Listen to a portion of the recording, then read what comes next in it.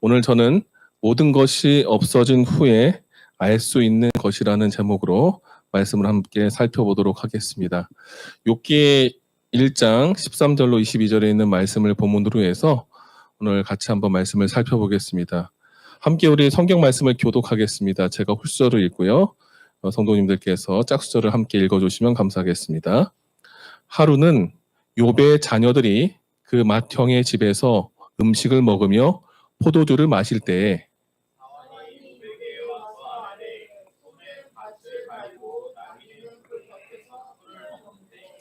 스바 사람이 갑자기 이르러 그것들을 빼앗고 칼로 종들을 죽였나이다. 나만 홀로 피하였으므로 주인께 아뢰러 왔나이다.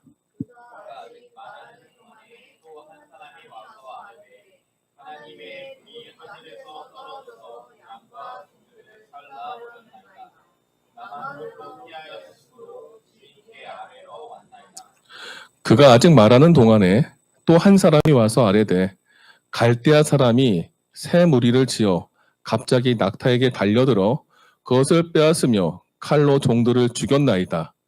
나만 홀로 피하였으므로 주인께 아뢰러 왔나이다.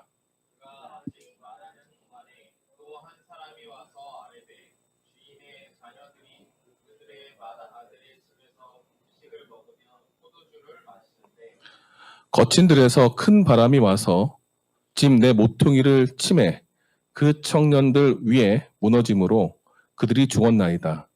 나만 홀로 피하였으므로 주인께 아뢰러 왔나이다 한지라.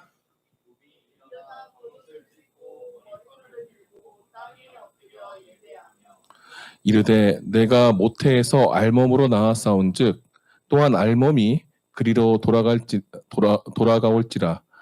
주신 이도 여호와시오 거두신 이도 여호와시오니 여호와의 이름이 찬송을 받으실지니이다 하고.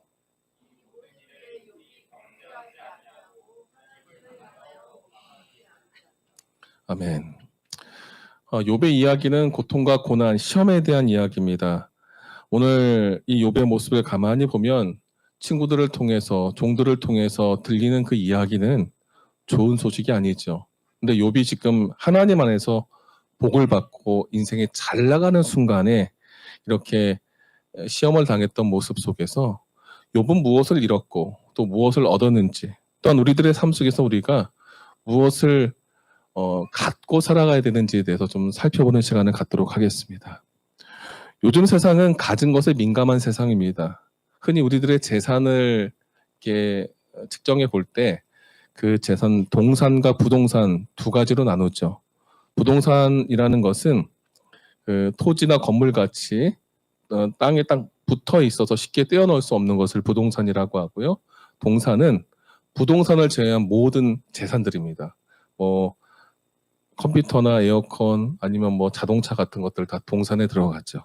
이 동산과 부동산을 합쳐서 재산이라고 하는데, 얼마나 큰 집에 있느냐, 얼마나 비싼 집에 있느냐, 아니면 그 집이 어디에 있느냐에 따라서 사람들은 내가 잘 살고 있느냐 이렇게 판단하기도 하죠. 좋은 차를 타느냐, 아니면 어떤 폰을 쓰느냐, 어떤 옷을 입느냐, 어떤 메이커를 갖고 있느냐. 이런 모든 재산이 어쩌면 우리들의 모두인 것처럼 우리를 나타내는 시대가 현재 시대가 아닌가 생각해 봅니다. 또 하나 우리가 갖고 있는 것들 중에 재산 말고 또 우리를 풍족하게 해주는 게 있습니다. 뭔지 아세요? 자녀입니다. 가족이고 자녀고 나와 가까이 있는 사람들이 있죠. 흔히 아이들이 어릴 때는 이 아이가 남들보다 건강하거나 조금 더 뭐 빨리 배우는 것들에 이제 반응합니다. 하지만 아이가 크고 나면 키가 크고 몸이 좋은 거 말고 뭐가 또 돼야 돼요? 공부를 잘하거나 혹은 공부하는 시간이 다 지나고 나면 돈을 잘 벌거나 그런 것 같이 학력이나 능력 같은 것이 우선이 되면서 흔히 인물이나 건강, 그다음에 학력, 뭐 능력, 역량 이런 것들이 내 자식에게 있으면 그런 것들을 소유하면 인생 잘 살았다라고 생각하는 시대. 그리고 그 자녀가 나에게 잘해주면 더 감사한 시대. 그리고 그런 삶이 현재 우리가 생각하는 인생의 한 패턴 아닌가 생각해 봅니다. 그래서 사람들은 이런 인생의 멋진 모습을 만들기 위해서 나만의 라이프 플랜을 갖고 있습니다. 여러분들도 인생의 계획이 있나요? 공부를 하는데 무턱대고 많이 한다고 되나요? 안 되나요? 한번 잘 생각해 보세요. 제가 일요일마다 나오는 티처스 프로그램들을 가만히 보고 몇 번 돌려봅니다. 왜 돌려보냐면 왜 얘네들이 여기에 나왔는지를 찾아봅니다. 근데 공통점이 있는데 공부를 많이 한다고 많은 시간 공부한다고 성적이 오르지 않아요. 계획이 있어야 되고요. 그 계획에 맞는 나의 뭐가 있어야 돼요? 의지와 뜻이 있어야 돼요. 그럼 많은 시간을 하지 않은 아이들도 충분히 올라가요. 왜냐하면 그 정신을 갖고 살기 때문에. 그러니까 여러분들이 인생을 정말 잘 살기 원한다면 많이 무조건 하는 게 아니라 나만의 인생 계획이 있어야 돼요. 이 인생의 계획표는 1999년 삼성 테스코, 여러분도 혹시 아나요? 홈플러스라고 아나요? 거의 망했지만은 20년 전에는 홈플러스가 아주 큰 쇼핑몰이었습니다. 이마트를 견제할 만큼. 그 홈플러스 사업을 이끌었던 삼성 테스코 CEO였던 이승한 회장의 인생 계획표입니다. 그 인생의 중간으로 들어가면 뭐가 있죠? 여기 중간에? 이 중간에 뭐가 들어있죠? 행복이라고 있습니다. 행복. 행복을 위해서 내가 무엇을 할 건지에 대한 여러 가지를 써놨어요. 그래서 자신의 인생의 어떤 성공점을 위해서 내가 해야 되는 많은 계획들. 혹 여러분 공부도 마찬가지죠. 공부를 하기 위해서 나름대로의 계획표들이 있습니다. 사람마다 다 다르죠. 그 계획표들을. 그리고 나름대로 우리의 인생 계획 속에는 뭐 이런 공부 말고도 성공을 위한 여러 플랜들이 있습니다. 그런데 여러분들의 삶 속에 무엇인가 이루고 싶은 계획들, 이루고 싶은 목표 때문에 계획을 세우지만은 실은 이 계획들 속에 진짜 여러분들의 하나님을 만날 계획은 그 계획표는 있습니까? 그냥 잘 되면 되지, 편하면 되지. 이런 막연한 생각을 가지고 우리는 신앙생활을 하고 있지 않습니까? 우리가 세우지 못하는 계획 중에 하나는 바로 이런 겁니다. 잘 살기 위한 계획들이나 잘 되기 위한 계획은 세우지만 나만의 하나님을 만나기 위한 나만의 특별한 계획은 우리가 세우지 않고 살아간다는 거죠. 그래서 하나님께서는 그런 우리들이 그 하나님을 만날 수 있도록 그 인생에 개입을 하십니다. 하나님의 뜻으로도 때로는 다른 뜻으로도 개입을 하시면서 예상치 못했던 우리가 하나님을 만날 수 있는 기회를 하나님의 계획 속에서 우리에게 실행하신다는 거죠. 오늘 그 이야기가 욥기에 나타난 욥의 이야기입니다. 욥은 믿음 안에 잘 살았고 행복했고 그리고 어느 누구보다도 존경받는 사람이었습니다. 근데 한순간에 재산을 잃었습니다. 한순간에 자녀들을 다 잃었습니다. 모든 재산과 가족을 잃은 상태에서 외톨이가 되고 몸에 병드는 상황 속에서 그가 선택했던 건 무엇인가요? 여러분들 삶 속에서 공부 좀 해보겠다고 열심히 방학 시간들 놀지도 않고 열심히 했는데 얻었던 결과가 성적이 더 떨어진다면 그 열심히 했던 것에 더 집중할 수 있겠습니까? 당장 우리는 내 눈앞에 있는 결과들 하나하나에 엄청나게 반응합니다. 내게 이익이 되면 움직이지만 이익이 되지 않으면 그냥 거기서 주저앉죠. 욥은 그런 우리들의 삶을 상황 속에서 어떻게 우리의 믿음을 나타내는지를 우리에게 보여줍니다. 욥기의 내용 속에는 바로 그 이야기가 욥기 1장 15절부터 있는 말씀에 보면은 스바 사람이 나타나서 빼앗아 갔다는 얘기가 나오죠. 그리고 나서 그 말하는 동안에 아직 말하는 동안에 생각지 않았던 타이밍에 계속적으로 시험과 어려움이 닥쳐옵니다. 그리고 그 가운데에서 욥은 내가 어떻게 이것을 해결하고 반응하는지의 모습이 욥기에 나오는데요. 실제 이렇게 예상하지 못했던 시험은 어디서부터 시작되냐면 욥기 1장 12절입니다. 욥기 1장 12절에 보면은 뭐라고 나와 있어요?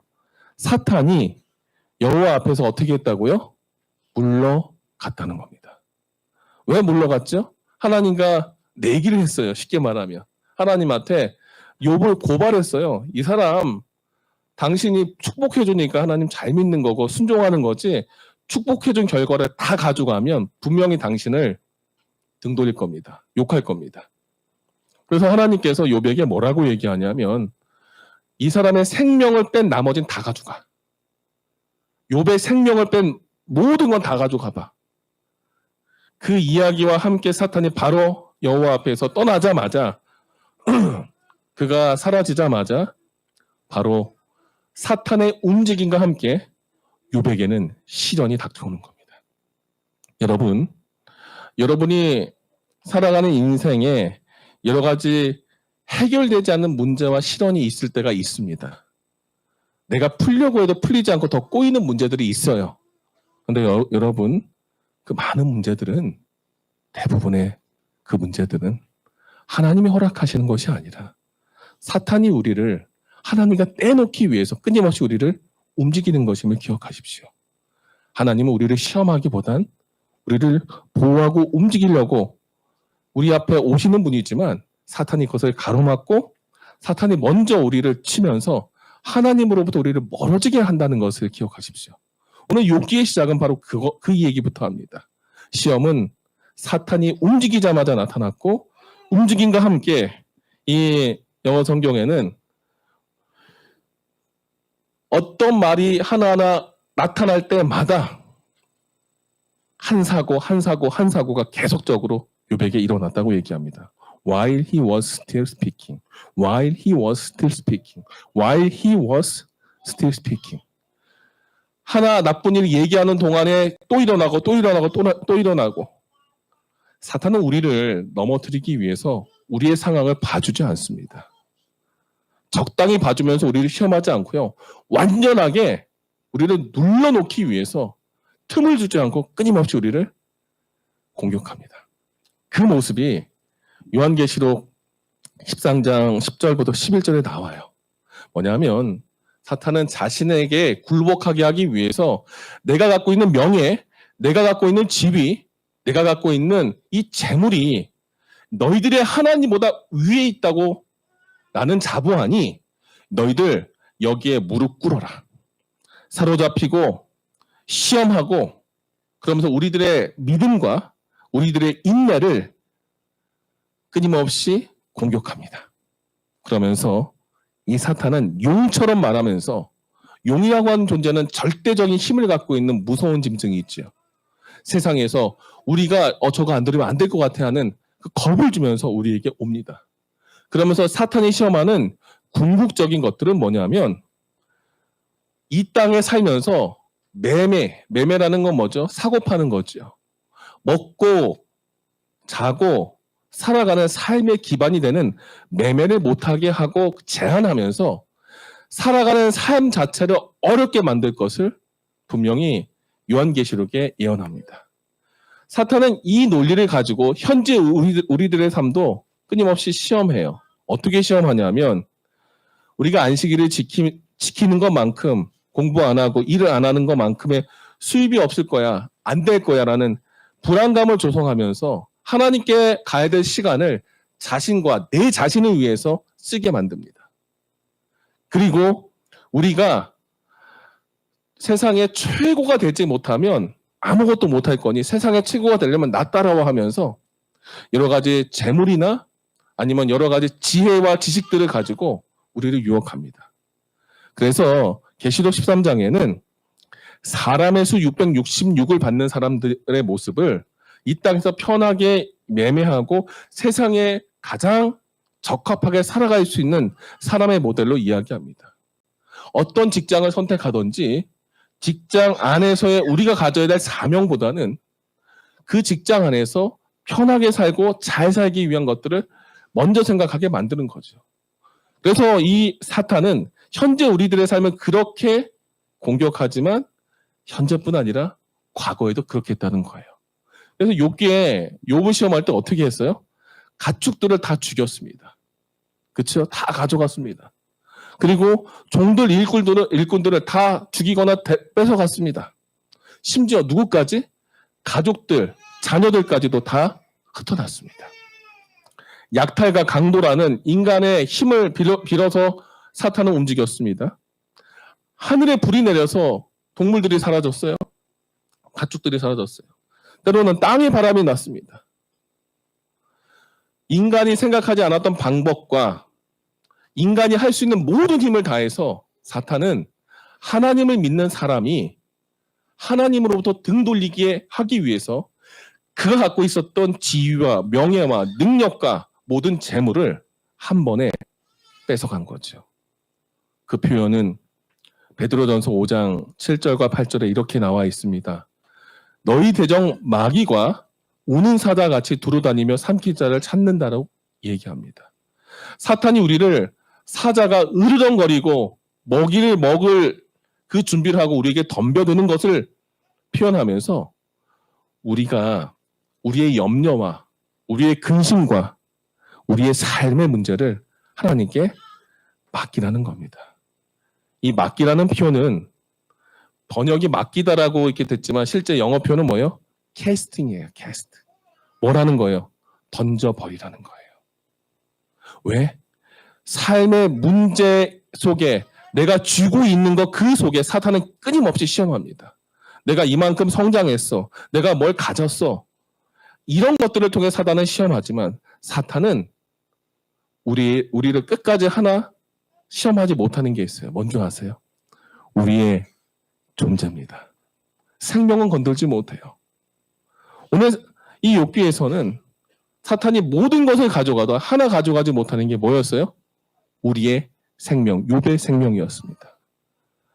사탄이 우리의 삶을 시험할 때 어쩌면 성적으로, 어쩌면 재물로, 어쩌면 명예로 시험하지만 그 시험이 우리의 생명을 해하지 못하고 우리가 그것을 이겨내면 분명히 그 다음에 더 큰 축복이 있다는 믿음 가운데 내가 당한 시험과 어려움을 이겨냈으면 좋겠습니다. 이 사탄의 시험은 욥기에 이렇게 나타납니다. 하루는 a day, 하루는. 이 말은 똑같은 날이라는 겁니다. 시험이 있었던 그 시간은 내가 어제, 엊그제와 똑같은 하루, 일상 속에서 먹고 마실 때에 소들이 밭을 갈고 풀을 먹을 때에 일상과 같이 평화로운 그때에 갑자기 나타납니다. While he was still speaking. 뭐예요? 아직 나쁜 일 일어났다라고 얘기하는 그 동안에 또 나쁜 일. 일상에서 당하는 예측되지 않은, 예측할 수 없는 여러 가지 시험들이 우리 삶에 닥치는 거죠. 내가 생각했고 내가 가능성을 갖고서 어느 정도 대비할 수 있었던 선을 넘어선 그 시험들이 닥쳐온다는 겁니다. 그 시험으로 인해서 남는 것은 욥의 입안에 가득 차 있는 슬픔들. 너무너무 많이 차 있어서 입 밖으로 넘쳐나는 그 슬픔들이 있다는 거죠. 그런 슬픔과 어려움 속에 욥이 방치되어 있는 것 같이 되었을 그때 멀리서부터 들었던 소문 속에 재산이 없어지고 자식들이 죽어나갔던 그런 소식 속에 시험의 소식을 들을 때 욥은 어떻게 했을까요? 여러분은 어떻게 했겠습니까? 자식이 문제가 됐어요. 어떤 상황이 됐어요? 무엇부터 하겠습니까? 대부분의 사람들은 그 문제가 있고 시험이 있는 곳으로 뛰어 들어가죠. 근데 욥은 그렇게 하지 않았다는 겁니다. 일을 해결하기 위해서 먼저 일에 집중하지 않았습니다. 욥은 일을 해결하기보다는 일의 해결의 능력을 주시는 하나님을 만나기 위해서 먼저 반응했습니다. 그 표현이 욥기 1장 20절에 이렇게 나타나 있습니다. 같이 한번 읽어볼까요? 시작. 욥이 일어나 겉옷을 찢고 머리털을 밀고 땅에 엎드려 예배하며. 욥이 일어났습니다. arose, arise의 과거형이죠. 일어났습니다. 왜 일어났을까요? 찢기 위해서. tore, tear의 과거형이죠. 뭐예요? 옷을 찢어낸 겁니다. 왜 찢을까요? 이스라엘 백성들이 왜 옷을 찢을까요? 성경의 구약 성경의 그 표현들은 내가 하나님 앞에 순복하고 자복하겠다라는 그 죄에 반응하고 내 자신을 헌신하겠다는 의미로 옷을 찢는 겁니다. 그리고 쉐이브드라는 이 쉐이브의 과거인데, 이 쉐이브라는 건 이 면도하듯이 머리를 자르는데, 이 머리를 쑥딱 대충 자르는 게 아니에요. 왕창 자르고 밀어내는 겁니다. 머리를 다 밀면 여러분들 되게 예뻐지나요? 아니면 보기 싫어지나요? 저도 머리가 없지만 머리를 밀진 않습니다. 몇 가닥 없는 머리가 저의 흉악한 두상을 가려지기 때문이에요. 머리를 민다는 건 아주 민낯을 드러내고 나의 부끄러운 모습을 다 보인다는 겁니다. 그리고 fail, fall의 과거형이죠. 뭐죠? 납작 엎드리고 떨어지고 엎어지는 겁니다. 욥은 일어났습니다. 어떤 사건이 일어났을 때 그의 몸도 일으켜 세웠습니다. 그리고 일어난 그 상태에서 사건이 있는 곳으로 가기 이전에 사건의 해결자가 되시는 하나님을 만나기 위해서 그는 찢고 자르고 엎드려서 하나님께 뭐 했어요? 예배했습니다. 이 말은 조금 더 쉽게 얘기하면 하나님을 만나기 위해서 그는 일어났고, 일어난 이유가 바로 예배할 때 이스라엘 백성들이 어떻게 하나님 앞에 예배했냐면 찢고 자르고 엎드리는 이 예배에서는 무릎을 꿇었다는 겁니다. 세상의 여러 가지 시험과 어려움 속에 대부분의 사람들은 그 시험이 너무 크면 그 세상의 시험 앞에 무릎 꿇습니다. 그래서 적당히 타협하고 넘어가려고 합니다. 그런데 욥은 자식을 잃었는데도 불구하고 그의 모든 재산이 없어졌는데도 불구하고 그는 시험 앞에, 문제 앞에, 세상 앞에 무릎 꿇지 않았습니다. 보이지 않는 하나님 앞에 무릎을 꿇었다는 거죠. 이것은 아주 완벽하고 온전히 겸손한 순복, 순종을 이야기하는 모습입니다. 시험이 있고 어려움이 있을 때 그때 드러나는 민낯이 무엇일까요? 우리는 우리의 재물 앞에, 우리의 개인적인 결과 앞에 무릎을 꿇지 않습니까? 그런데 하나님께서는 그의 선택한 욥을 시험하게 사탄에게 허락하시면서 욥이 모든 것을 잃어도 세상의 모든 것 앞에 무릎 꿇는 것이 아니라 하나님 앞에 무릎 꿇는, 가진 것에 반응하지 않고 하나님 앞에만 반응하는 사람인 것을 이 사탄에게 보여주기 원했던 겁니다. 우리에게 원하시는 하나님의 모습이 무엇일까요? 몇 가지 결과와 우리 손에 쥐어지는 몇 가지 보상에 의해서 반응하는 것이 아니라는 거지요. 모든 것을 잃어도 그 잃은 것을 채워줄 하나님을 바라보는, 하나님을 예배하고 주님 앞에 보이지 않는 하나님을 바라보기 위한 무릎 꿇음이 하나님께서 지금 우리에게 원하시는 삶이라는 것입니다. 욥은 그 무릎 꿇음과 함께 이렇게 기도합니다. 주신 이도 여호와시고 거두시는 이도 여호와시라고요.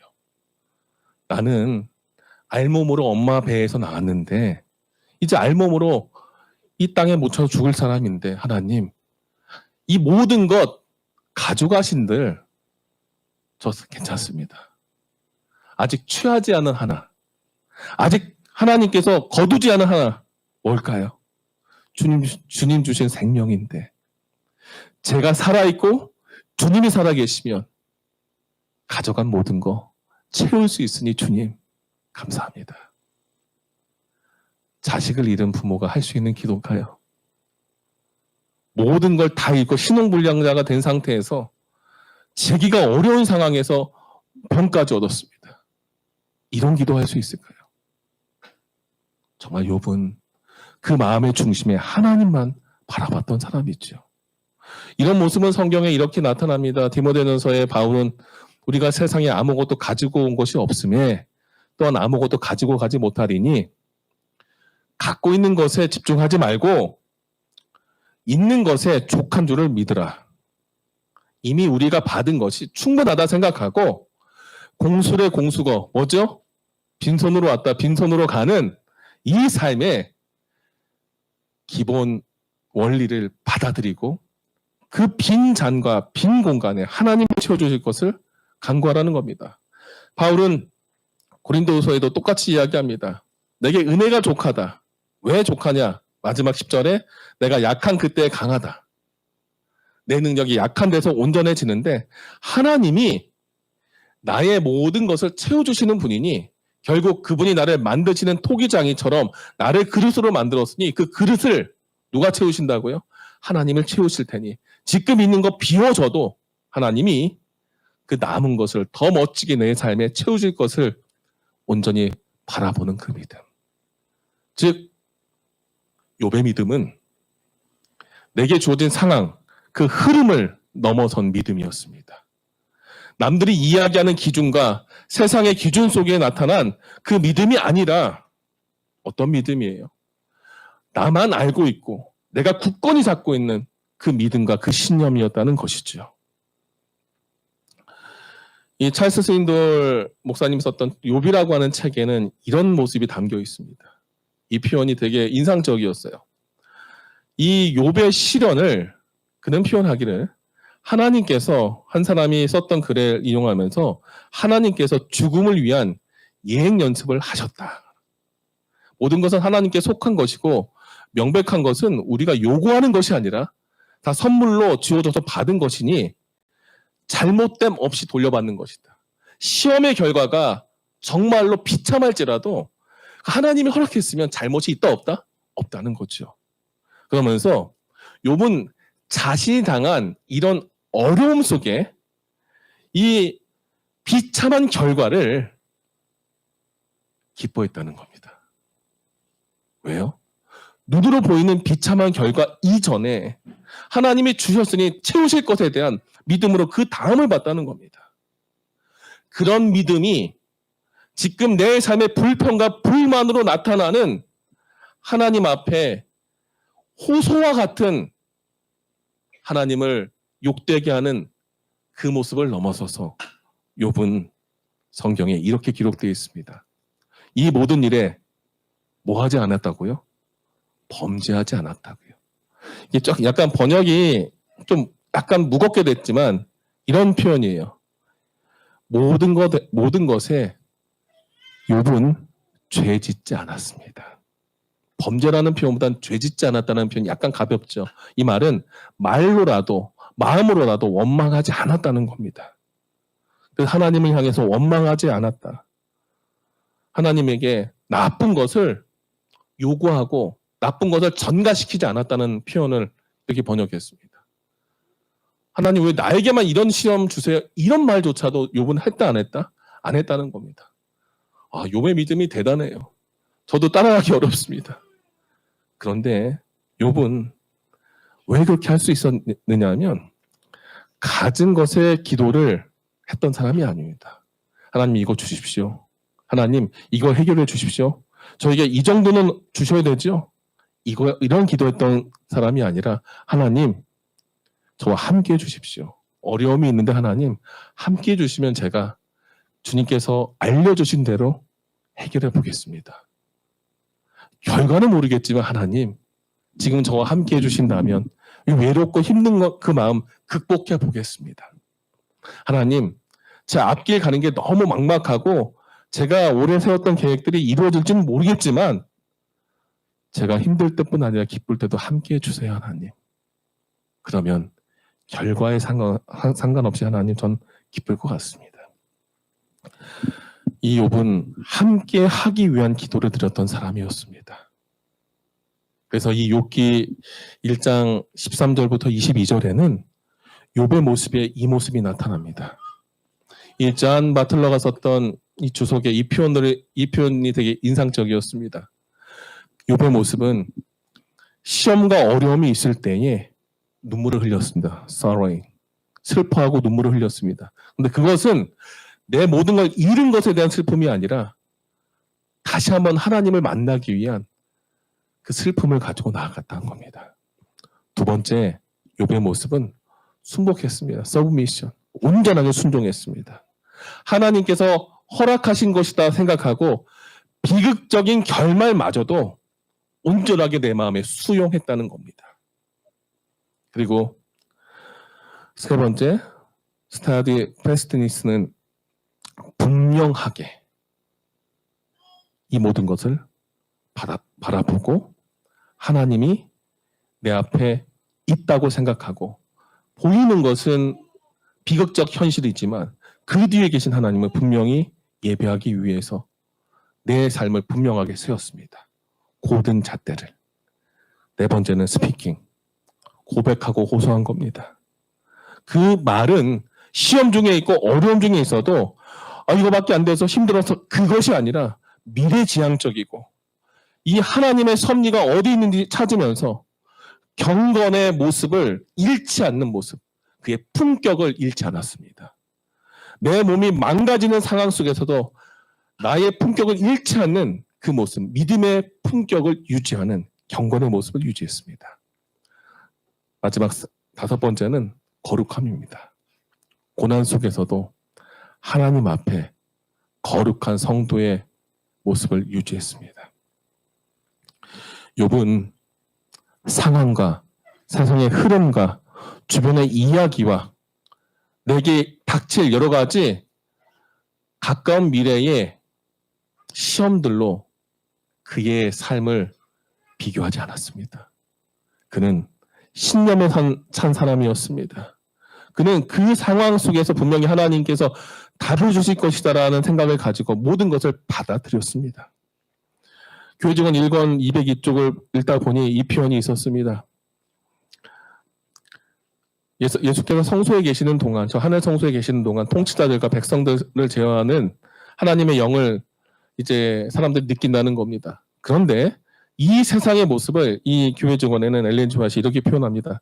사탄이 세상의 다수를 대부분 지배하고 있었다. 세상에 법률이 없으면 우리는 많은 고통을 겪게 될 것이다. 법을 넘어서 사탄은 어떻게 하려고 그래요? 우리를 끊임없이 공격하고 시험하고 무너뜨릴 고통에 놓이게 하려는 것이다 라는 것이죠.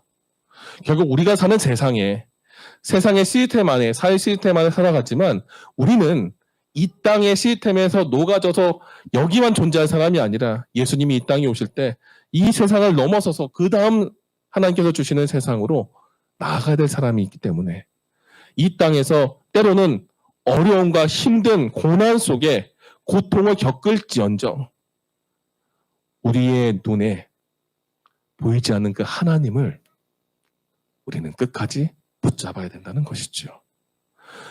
모든 것이 없어진 후에 알 수 있는 것, 욥의 소유가 다 없어진 후에 알 수 있었던 것 무엇일까요? 오늘 설교의 제목이죠. 뭘까요? 바로 믿음이었습니다. 있는 것에 반응하는 것이 아니었습니다. 욥은 그의 욥기의 마지막에 보면 그 욥기의 믿음을 어떻게 표현하냐면 욥기에 나타난 욥의 믿음이 귀로 들었던 하나님이 내 눈앞에 보입니다. 그리고 하나님께서는 고린도전서에 나타난 것처럼 사람이 감당할 시험을 허락하시니 우리는 분명히 그 시험 이길 수 있으니 보기 위한 인내, 참고 견뎌내는 그 힘, 그리고 힘듦과 어려움 속에서 같이 걸어가는 그 삶으로 살아간다면 우리에게 고난이 닥칠 수 있는 한 해가 되더라도 그 시간은 고난보다는 내 삶에 함께 하시는 그 하나님과 더 깊은 만남과 더 큰 성장이 우리에게 있을 거라 생각합니다. 주님 오시는 그날까지 우리의 믿음을 온전히 세우시고 하나님 앞에서 흔들리지 않는 믿음으로 오늘 내 삶의 고통과 어려움 속에서라도 다시 한번 우리를 만나기 위해서 오시는 그 예수님을 우리가 먼저 경험하는 하나님의 귀한 종들 되기 바라며 말씀을 마치겠습니다.